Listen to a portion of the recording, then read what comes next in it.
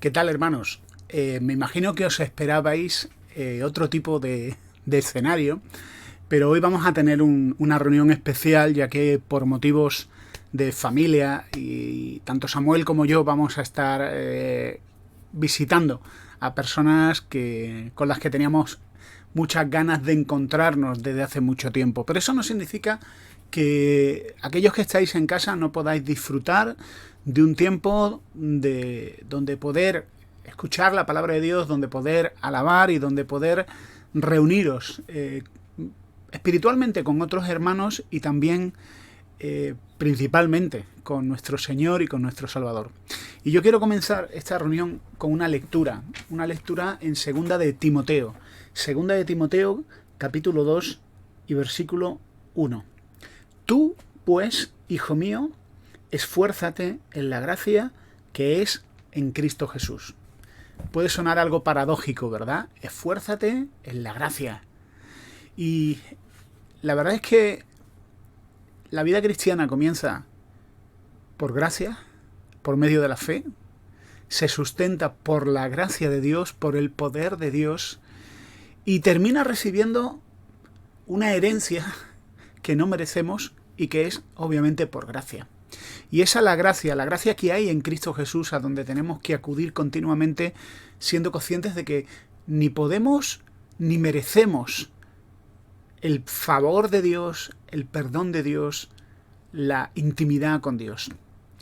Así que vamos a tener una oración, vamos a disfrutar de una alabanza y vamos a disfrutar de la palabra de Dios con un mensaje que nos trae Benjamín. Es un mensaje que ya predicó y es un mensaje que a mí me gusta mucho y que quiero que volvamos a escuchar y a disfrutar de él, de este mensaje que Benjamín preparó.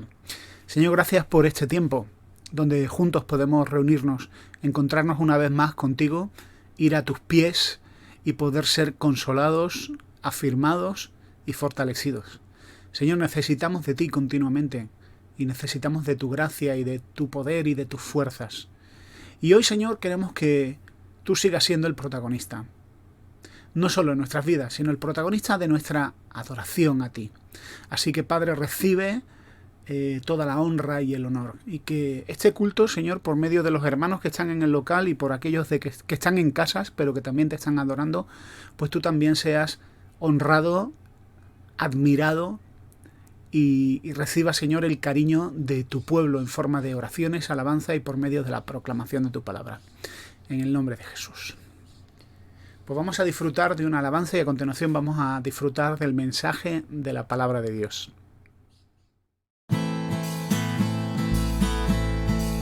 Si tuvieras fe como un grano de mostaza, eso lo dice el Señor.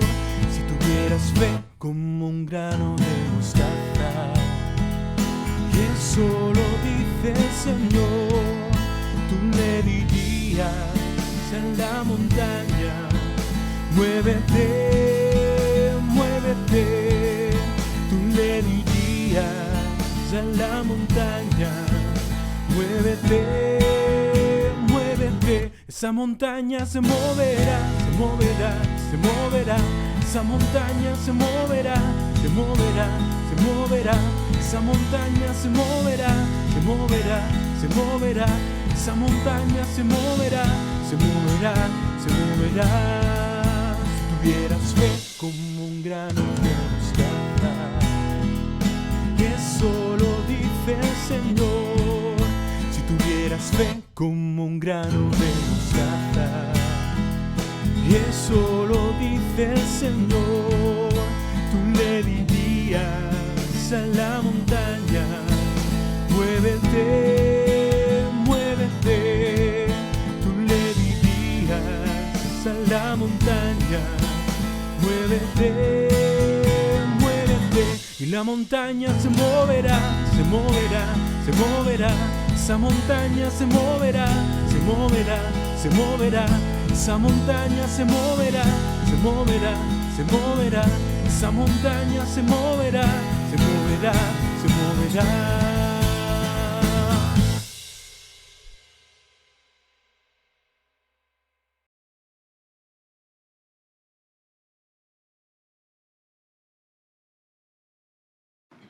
Os invito a que abráis vuestras Biblias en el capítulo 12 del Evangelio según San Juan.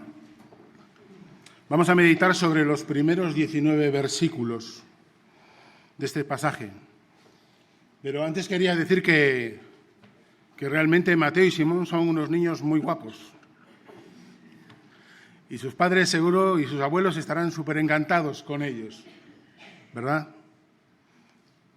¿Qué queremos para Mateo y para Simón? ¿Qué quieren sus padres para Mateo y para Simón? Bueno, pues para Mateo y para Simón lo que quieren es lo mejor. Y para eso se van a emplear a fondo, para darles lo mejor. ¿Y qué es lo mejor? Pues lo mejor es Cristo. Eso es lo mejor que les podemos dar a nuestros hijos, que les podemos dar a nuestros nietos. Pero, ¿sabes? Todos los que estamos aquí deseamos ver un día a Mateo y a Simón entregando su vida a Cristo, confesándole como el Señor y como el Salvador de sus vidas. Pero como les queremos mucho, queremos incluso algo más. Y es ver cómo Mateo y Simón se convierten en hombres que no solamente confiesan a Cristo, sino que además viven a Cristo, que testifican con su compromiso por el Señor, que viven una vida espiritual en la que están dispuestos a pagar el precio que sea con tal de honrar a su Señor. Y estamos seguros de que si lo hacen van a ser bendecidos. Y eso es lo que queremos para ellos. Pero, ¿sabes? Estamos convencidos también de que si lo hacen, muchas personas van a ser bendecidos a través de ellos. Y estos dos que habéis visto que los tienen que sostener sus padres porque todavía son unas personitas, pues quiero que sepas que Dios ya tiene un propósito para ellos. Dios ya tiene un sitio en su obra para ellos dos. Y el Señor va a dar todo lo posible para que algún día ellos puedan ocupar ese lugar y servir para su gloria. Y ahí interviene la Iglesia con su testimonio, con su ejemplo, con su oración. Y sabes, en esta mañana yo quiero hablaros de pagar el precio de seguir a Cristo, de estar dispuestos a lo que sea con tal de honrar a su Señor. Vamos a empezar a leer estos versículos. 6 días antes de la Pascua, en Mateo capítulo 12, vino Jesús a Betania donde estaba Lázaro, el que había estado muerto, y a quien había resucitado de los muertos. Y le hicieron allí una cena. Marta servía y Lázaro era uno de los que estaba sentados a la mesa con él. Entonces María tomó una libra de perfume de nardo puro, de mucho precio, y ungió los pies de Jesús, y los enjugó con sus cabellos, y la casa se llenó del olor del perfume. Y dijo uno de sus discípulos, Judas Iscariote, hijo de Simón, el que le había de entregar: ¿por qué no fue este perfume vendido por 300 denarios y dado a los pobres? Pero dijo esto no porque se cuidara de los pobres, sino porque era ladrón y teniendo la bolsa, sustraía de lo que se echaba en ella. Entonces Jesús dijo: déjala, para el día de mi sepultura ha guardado esto, porque a los pobres siempre los tendréis con vosotros, mas a mí no siempre me tendréis. Gran multitud de los judíos supieron entonces que él estaba allí y vinieron, no solamente por causa de Jesús, sino también para ver a Lázaro, a quien había resucitado de los muertos. Pero los principales sacerdotes acordaron dar muerte también a Lázaro, porque a causa de él muchos de los judíos se apartaban y creían en Jesús. El siguiente día, grandes multitudes que habían venido a la fiesta, al oír que Jesús venía a Jerusalén, tomaron ramas de palmera y salieron a recibirle y clamaban: Hosana, bendito el que viene en el nombre del Señor, el Rey de Israel. Y halló Jesús un asnillo y montó sobre él, como está escrito: no temas, hija de Sión, he aquí tu rey viene montado sobre un pollino de asna. Estas cosas no las entendieron sus discípulos al principio, pero cuando Jesús fue glorificado, entonces se acordaron de que estas cosas estaban escritas acerca de él y de que se las había hecho. Y daba testimonio a la gente que estaba con él cuando llamó a Lázaro del sepulcro y le resucitó de los muertos. Por lo cual también había venido gente a recibirle, porque habían oído que él había hecho esta señal. Pero los fariseos dijeron entre sí: ya veis que no conseguís nada.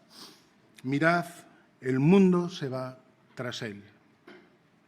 El domingo pasado Ken nos hablaba de las consecuencias del milagro de Lázaro, de la resurrección de Lázaro. Y veíamos cómo había dos grupos de personas, los que creían y los que, a pesar de la evidencia de la resurrección de Lázaro, decidían no creer. Y cómo esta incredulidad también es un reflejo de la incredulidad que vivimos en la sociedad de hoy. Pero me impacta mucho la preocupación de los fariseos al final del versículo 19. Mirad, el mundo se va tras él. Es la expresión desesperada de un grupo de personas que han hecho lo imposible por desacreditar a Jesús y, sin embargo, están viendo que Jesús lleva tras de sí a una gran multitud. Pero es cierto, o se aproxima a la realidad, la preocupación de estos fariseos. ¿Dónde estará esta multitud cuando Jesús sea juzgado? ¿Dónde estará esta multitud que le está recibiendo en Jerusalén cuando Él sea golpeado? ¿Dónde estará esta multitud cuando Él sea crucificado en la cruz del Calvario? Hemos leído que había una gran multitud que le seguía y que vine a recibirle. Pues ese mismo que ha venido en el nombre del Señor, según le aclamaban, es el mismo que luego estará solo en la cruz del Calvario. Es el mismo al que no le van a seguir las multitudes. ¿Sabéis? Su relación con ese al que aclaman, al que proclaman rey, en la mayoría de los casos se va a desvanecer y va a desaparecer. Han estado tan cerca de Cristo, pero a la vez tan lejos. Seguir a Jesús es algo más que un impulso. Seguir a Jesús es algo más que una emoción que yo siento, que me llena el corazón y entonces quiero estar cerca de Él. Seguir a Jesús implica un compromiso en nuestras vidas y un precio que estamos dispuestos a pagar como consecuencia de nuestra relación con Él. Y, ¿sabes? Manifestar y proclamar a través de tu vida que estás dispuesto a pagar ese precio indica que has comprendido realmente quién es Jesús y qué es Jesús para ti y qué espera Él realmente de ti. Y sabéis, esto es algo importante. Es algo importante que yo entienda quién es realmente Jesús, más allá de la caricatura que podemos hacer o que podemos ver en esta sociedad. ¿Quién es realmente Jesús para mí? ¿Qué ha venido a hacer y qué papel juega en mi vida?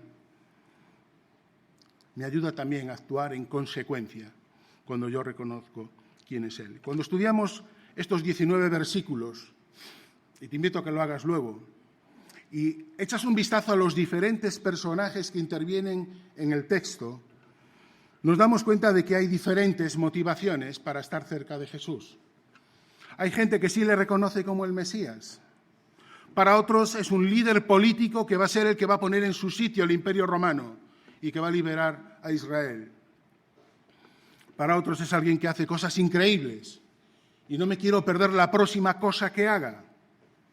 Para otros aporta un valor económico, como es el caso de Judas, que sustraía de la bolsa. Y sabes, la conclusión a la que llegamos es que la mayoría de ellos no han entendido quién es realmente Jesús.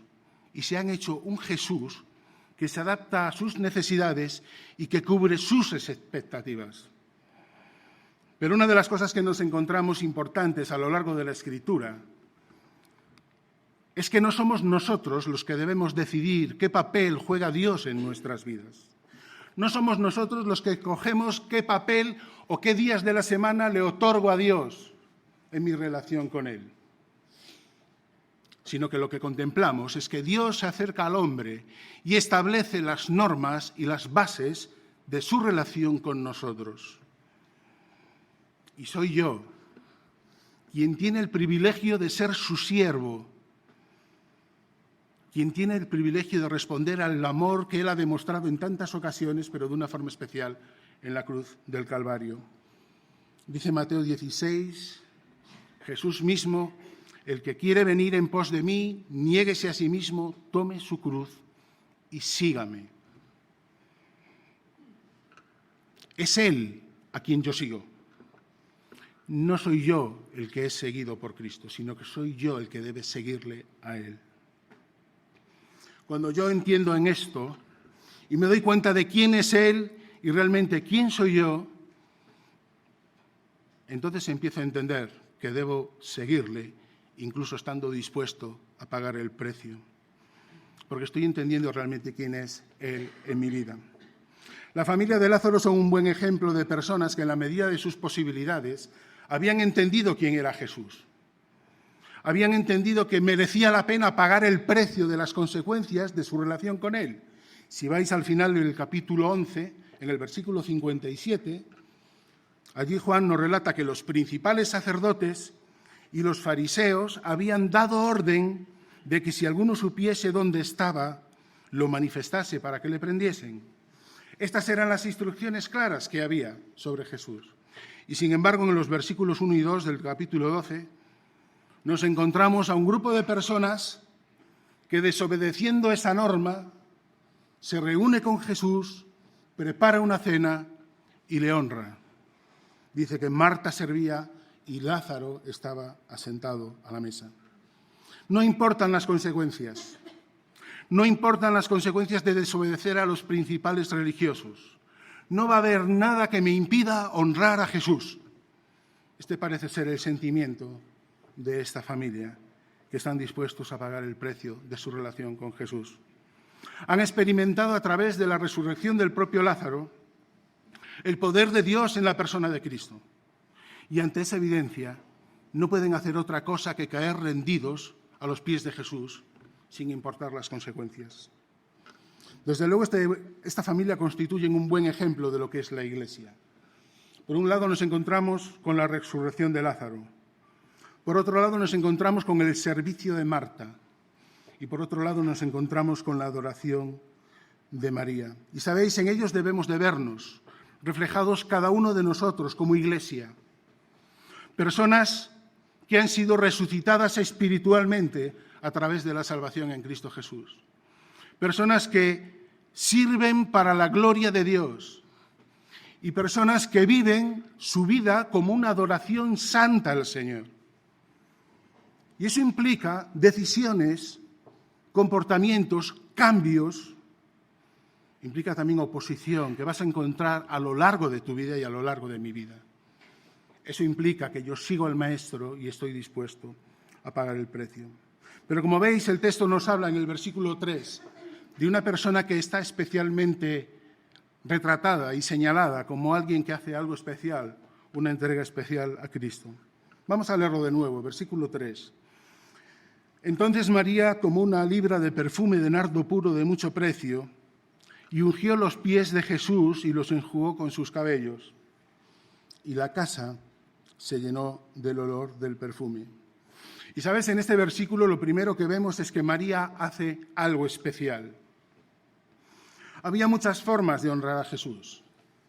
Había muchas formas de agradecerle lo que Él había hecho en la vida de Lázaro y en las propias vidas de ellas. Pero María buscó una forma especial. Ungir a Jesús con aquel perfume constituía también un gesto que apuntaba a la propia muerte de Jesús que ocurriría días más tarde. El propio Jesús así lo refrenda, le dice, déjala, para el día de mi sepultura he guardado esto. Pero este gesto, que era la costumbre con los difuntos, se convierte en algo especial cuando María lo hace en la vida de Jesús, ya que él había escuchado muchas veces hablar de su muerte y de su resurrección. Constituye también un acto especial porque María está rompiendo con todas las normas y con todas las costumbres de este pueblo, en las que no se veía bien que una mujer hiciese lo que estaba haciendo María, que descubriese su pelo, que actuase de esta forma en casa que no era su casa, era la casa de Simón el leproso.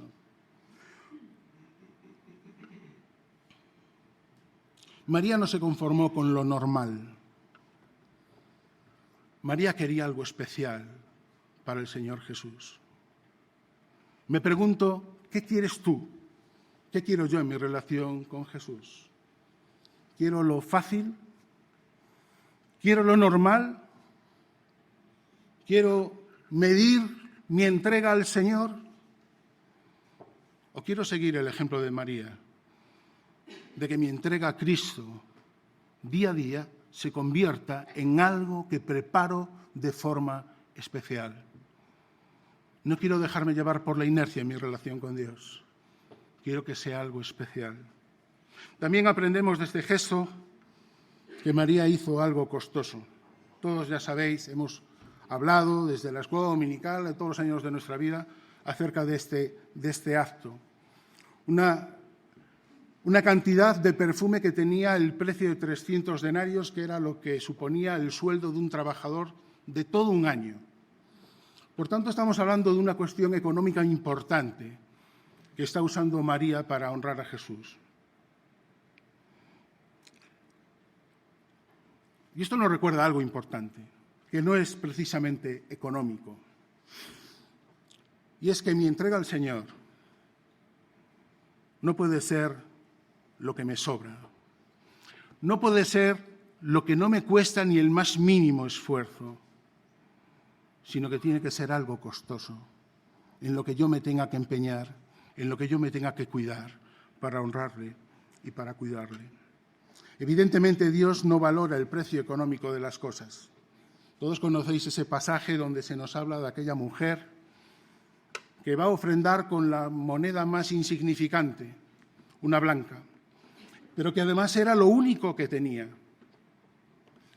Y frente al reproche que otros podrían hacer sobre lo poco que estaba ofrendando, nos dice el texto que Jesús se conmovió porque sabía que aquella mujer estaba dando todo lo que tenía. Y sabes, esa mujer estaba ofrendando algo más que todo lo que tenía. Esa mujer estaba ofrendando su vida al Señor, porque ya no le quedaba nada más y su vida pasaba a estar en las manos del Señor. Esto significa que mi entrega al Señor sea algo costoso. Cuando yo tomo la decisión de que toda mi vida la pongo delante de Él.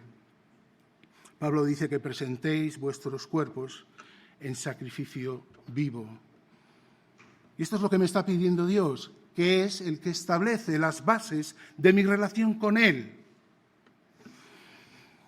También nos dice el texto que aquel perfume era de nardo puro, es decir, que no tenía aditivos, que no tenía añadidos que incrementaran un poco la cantidad y quizás si saliera más barato, más económico, más fácil. Era la esencia pura de aquella planta, sin impurezas, destilada con paciencia, para obtener la esencia en toda su pureza. Y sabes, cuando tomamos la decisión de seguir al Maestro y de estar dispuestos a pagar el precio, ese pago también tiene que ser puro. Uno no puede seguir a Dios sin renunciar al pecado. La Biblia nos dice que Dios no mantiene comunión con el pecado. La única forma de llegar al trono de Dios y ser aceptables a Él es hacerlo con manos limpias. Y lo que limpia la sangre de Cristo no puedo yo mancharlo empeñado en vivir y practicar el pecado. Por tanto, si quieres considerarte un hijo de Dios y una persona que realmente quiere seguir a Cristo y seguir al Maestro, tienes que estar dispuesto a pagar el precio de renunciar al pecado en tu vida. Tienes que pagar el precio de reconocerlo cada día en que has caído, qué es lo que has hecho mal. Dice el Salmo 24, ¿quién subirá al monte de Jehová? ¿Y quién estará en su lugar santo? Gracias.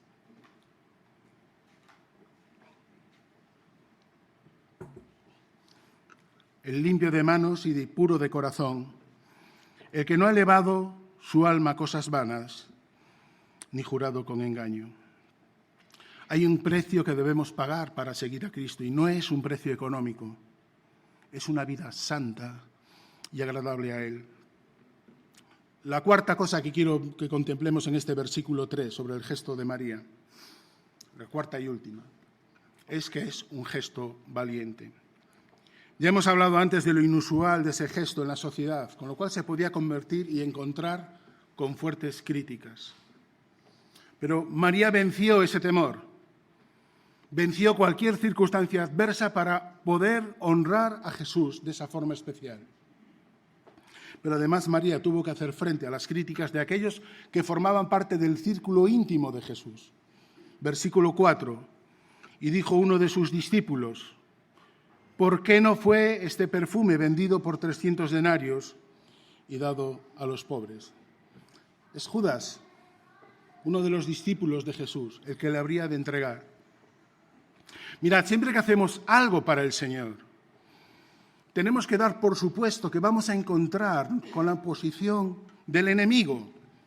Es algo que no nos debe sorprender, que va a usar cualquier medio, cualquier situación para entorpecer ese proceso o esa decisión de seguir a Cristo, de pagar el precio, de comprometerte con Él.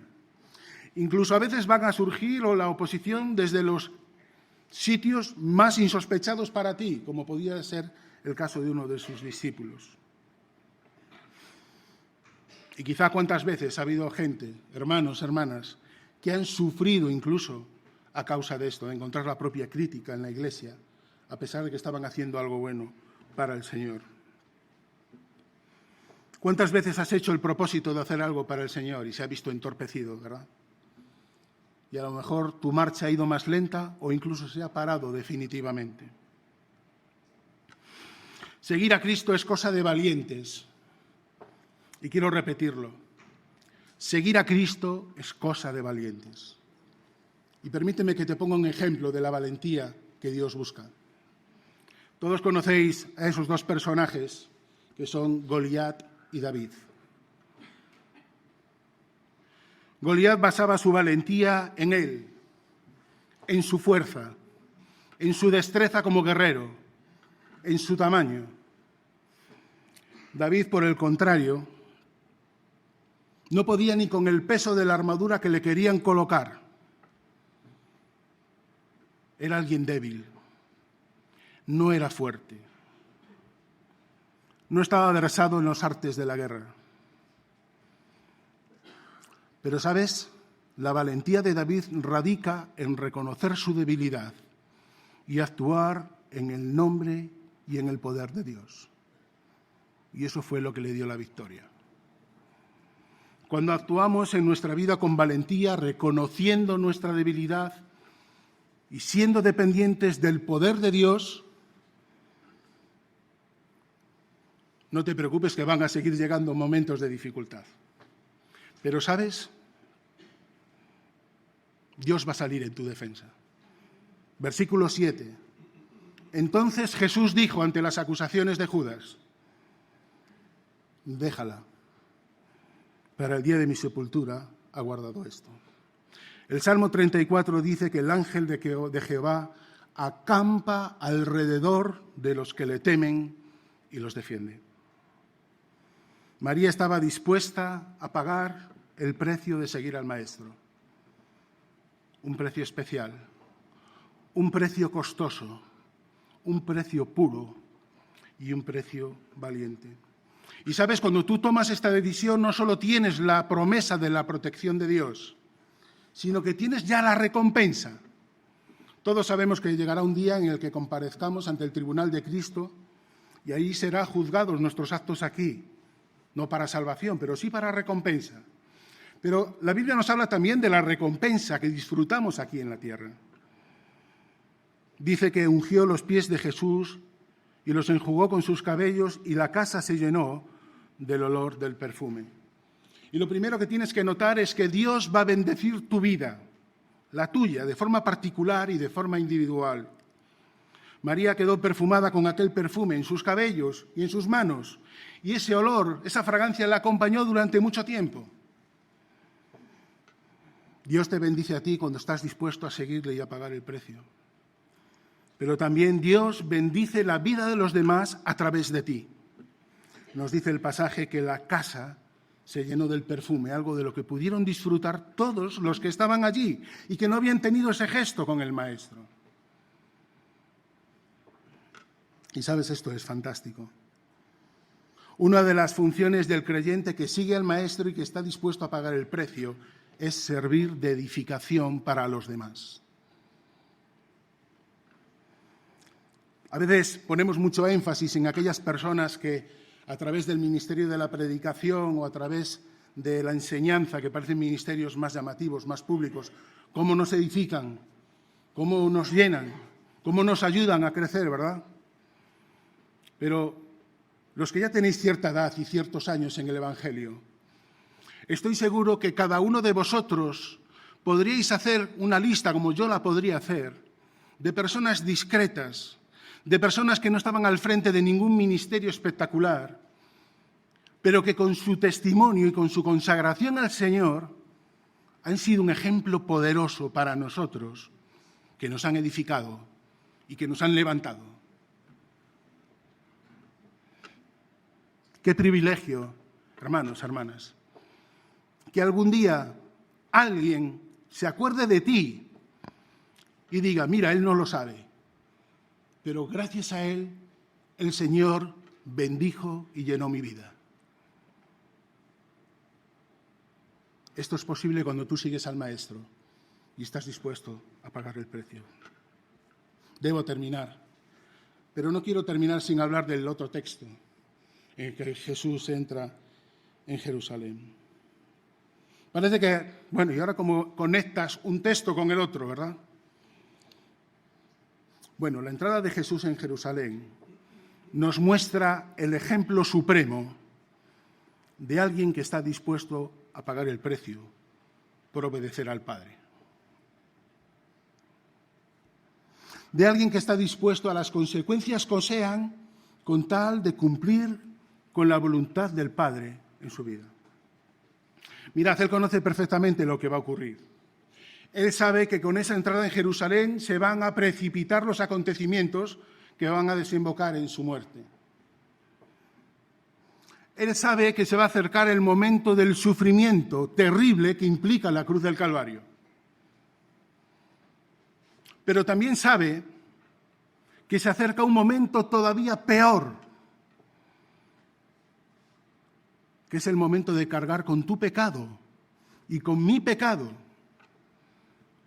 y experimentar la separación con el Padre y experimentar el castigo que tú y yo merecíamos estando clavado en la cruz del Calvario.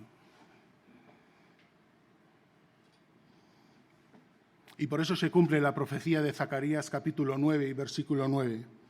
Alégrate mucho, hija de Sión, da voces de júbilo, hija de Jerusalén. Y aquí tu rey vendrá a ti, justo y salvador, humilde, y cabalgando sobre un asno, sobre un pollino, hijo de asna.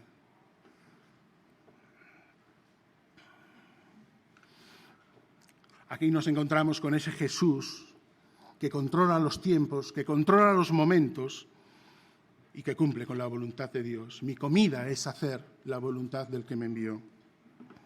Así que la entrada en Jerusalén no es la entrada del rey que va a ocupar el trono de Israel.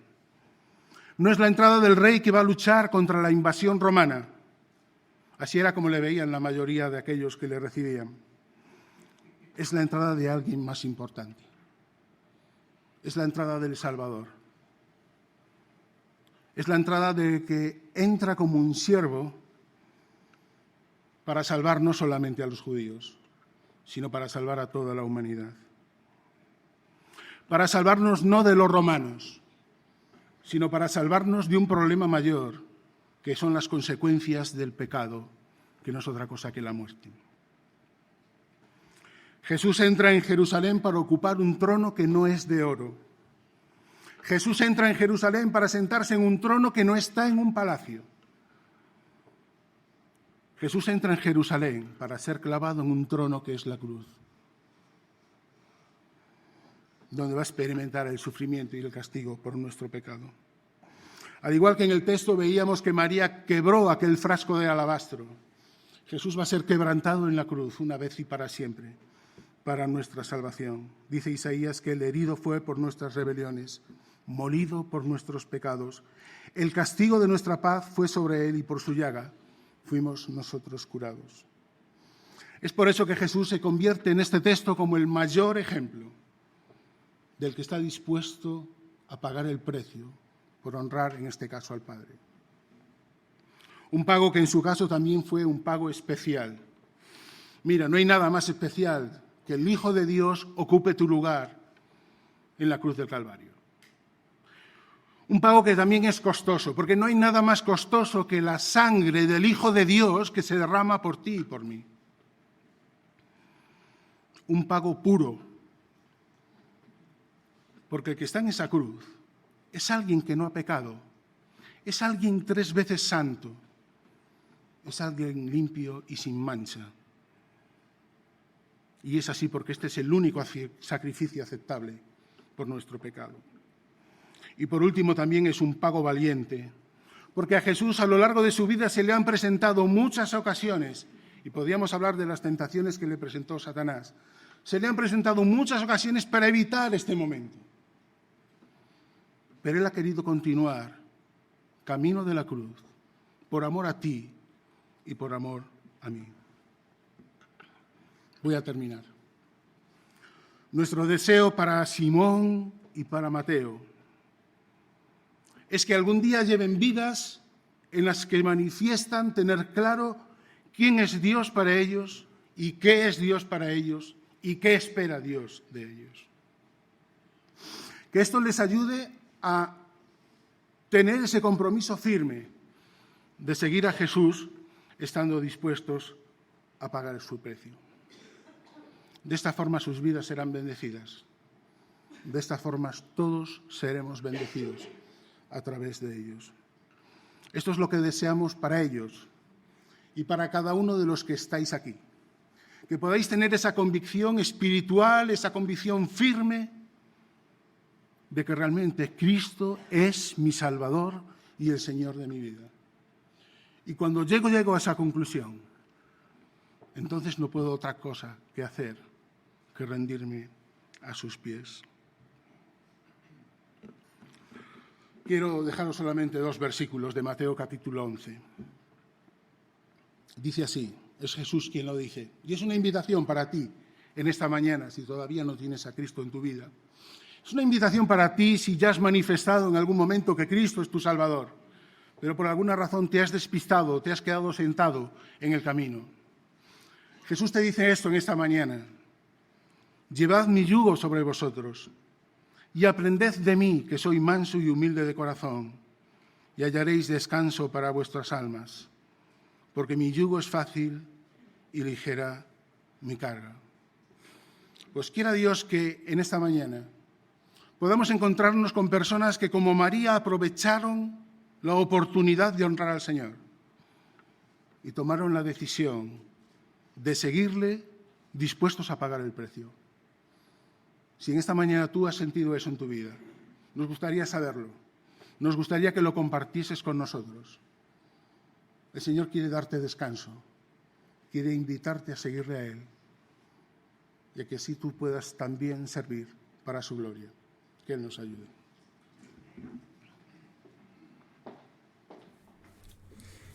Llegamos al final de nuestro culto hoy. Agradecidos al Señor por su provisión para su ANCES. La verdad es que estos tiempos están siendo de bendición en medio de la situación en la que estamos. Los martes a las 8 tenemos los encuentros de familia y están siendo de una bendición enorme. Muchos hermanos nos dicen: nunca me había sentido tan unido a la Iglesia como en estos encuentros de familia. Y yo puedo deciros lo mismo. Es una bendición poder conocer mejor a hermanos a los que no conocíamos tan bien y saber cómo Dios está obrando en sus vidas. Os esperamos el próximo martes a las 8 y los domingos a las 11. Pero aquí no he acabado. Tenemos bautismos. Y dentro de poco, pues mirad, tenemos el día, aquí tenéis la diapositiva, el 20 de septiembre, a la vuelta de verano, a las 11, tenemos, Dios mediante, bautismos. Y estos son los nombres de los hermanos que van a dar testimonio de su fe en Jesucristo descendiendo a las aguas. Podéis orar por ellos. Y damos gracias también a aquellos que formaron parte del grupo de estudio de preparación al bautismo y que responsablemente decidieron esperar. Yo creo que eso también les honra. Tenemos cumpleaños y aquí tenemos una lista de jovencísimos hermanos y hermanas que cumplen años a pesar de que los años no se les noten. Tenemos a Jorge Martín, que es otro de los que... Tenemos una lista de hermanos que cumplen años y se mantienen jóvenes, lo cual podéis luego acercaros a ellos y preguntarles cuál es su secreto. Jorge Martín, Carmina Crespo, ¿qué decir de Carmina? Que también cumple años, pero se mantiene igual de bella. Gracias, Carmina. Gracias a Dios por tu vida. Y Alejandro y Gabriela Navarrete, Laura Suárez, David Balaguer, Diana Cobos, María Teresa Álvarez. Damos gracias a Dios por cada uno de vosotros. Es una bendición teneros en la familia de la fe. Una cosa muy importante. Tenemos ya un formulario para que podáis inscribiros a nuestro retiro. Venga tu reino y hágase tu voluntad. 3 y 4 de octubre. Podéis contactar con Iván o con Enrique, pero por medio de redes sociales tenéis un enlace para poder hacer la preinscripción al retiro. Otra cosa importante. De cara a los cultos presenciales hemos cambiado la forma de proceder. Hasta ahora tú tenías que esperar a que sonara el teléfono o te mandaran un mensaje de WhatsApp. Bueno, pues ahora ha cambiado. Ahora eres tú el que te tienes que preinscribir. Eres tú. Entonces, tenéis el teléfono de Enrique y el teléfono de Jorge Martín. Tendrás que dar los nombres y las edades de tu grupo familiar. Si el aforo se completa, te van a ofrecer estar en una lista de espera o pasarte al domingo siguiente. Así que ahí tenéis la información. Recordad, sois vosotros los que tenéis que pedir la asistencia a los cultos presenciales. Tened presentes los criterios de salud y los protocolos que en Suances hemos puesto en marcha. Si no, los hermanos que os están atendiendo os lo recordarán. ¿Qué más? Pues no mucho más. Llegamos al final de nuestra reunión y os deseo y os deseamos en nombre del Señor una bendecida semana. Que tengáis una semana llena de las bendiciones, de los propósitos y de la voluntad del Señor. Os esperamos el martes a las 8 en el encuentro de familia y el domingo a las 11, tanto en el formato presencial como en el formato online. Que el Señor os bendiga.